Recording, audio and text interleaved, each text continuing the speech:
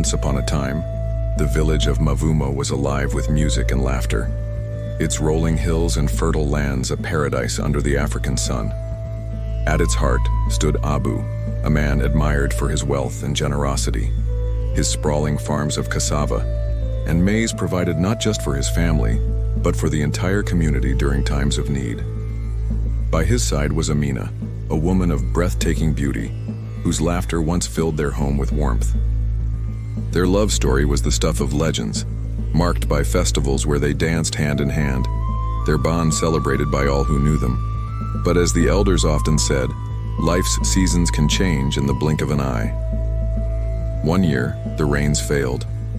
The sun, once a friend to the fields, became their foe. Abu watched helplessly as his crops withered and his livestock perished. Desperation set in. Abu sold his land piece by piece, each sale a blow to his pride. The laughter that once filled their home turned to tense silences. "We were happy," Amina said bitterly one night, her eyes cold. "Why couldn't you stop this from happening?" Her words cut deeper than any loss. Abu worked tirelessly, trying to salvage what he could, but the drought had left him a shadow of the man he once was. Even amidst their struggles, life found a way. Amina gave birth to 2 daughters, Leela and Kadi.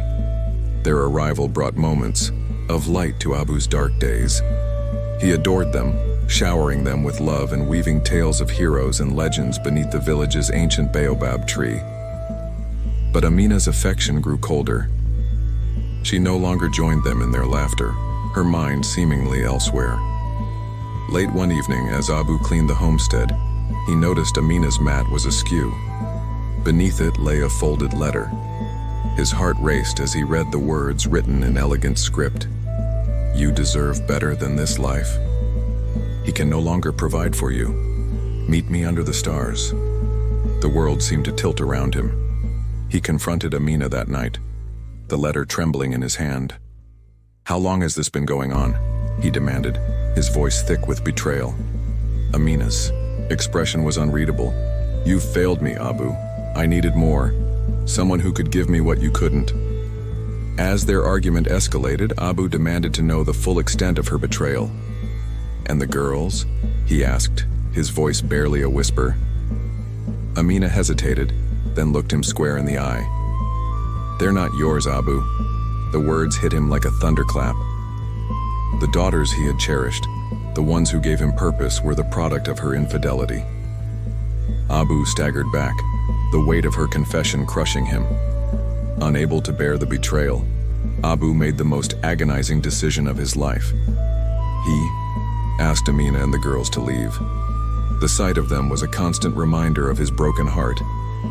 As the daughters walked away, clutching their small bundles of belongings, Kadi turned back and waved, her innocent smile piercing Abu's soul. He waved back, tears streaming down his face, knowing he would never forget them. Months passed in silence. Abu, hollowed out by grief, found solace in hard work.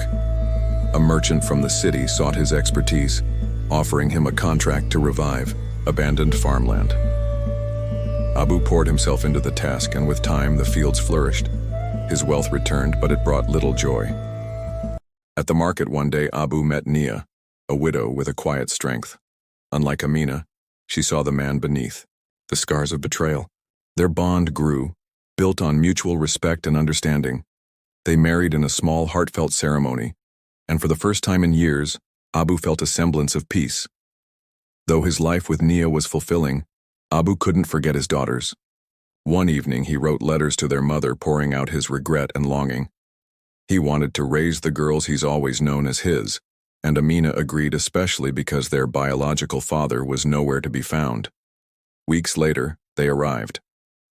As they stepped off the village path, Abu's heart swelled with emotion.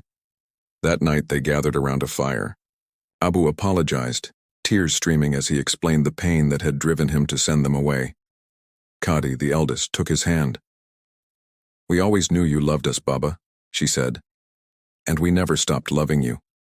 With Nia by his side and his daughters back in his life, Abu found balance. Though the scars of betrayal remained, they no longer defined him. His family, both old and new, became his greatest treasure. As he walked through his flourishing farm, his daughters laughing in the distance, Abu finally understood. Life's trials may break us, but they also mold us into something stronger.